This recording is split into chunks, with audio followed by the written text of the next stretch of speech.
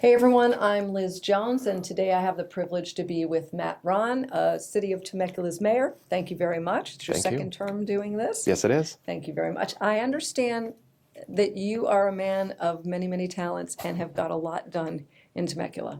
I've listened to a few of your accomplishments, and they cover funding the police resources and homeless outreach.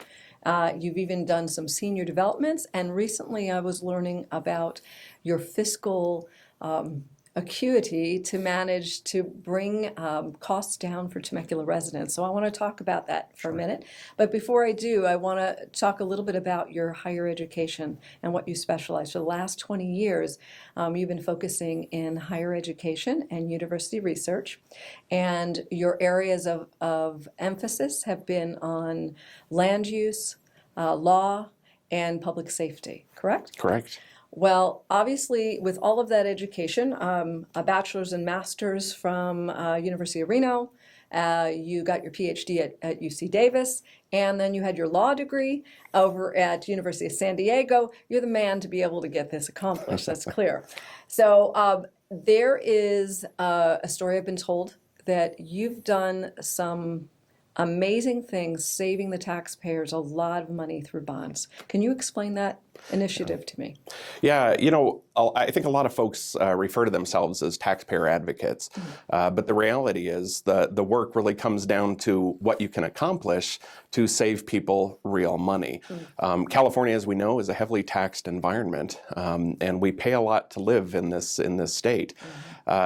But there are things we can do if you think strategically about it, and if you have the right background and expertise, you can find ways to lower the cost to live here. And everybody should be focused on that.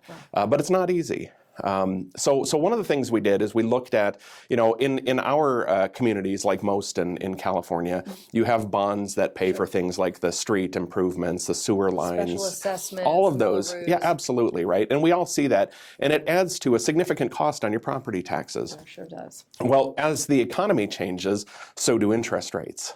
And so if you're clever about it, you can time the refinancing of the bonds to coincide with those dropped interest rates. And so strategically across our community, we've done that across thousands of households, and we've hit almost perfect timing every time to lower the costs of those fees. And we're talking about literally millions of dollars being saved to our residents over the term of those bonds. Wow. Yeah. That's incredible. Now, when we refinance, are we extending the length of those bonds, or we're shortening them? What are we doing to save time? That's a good question.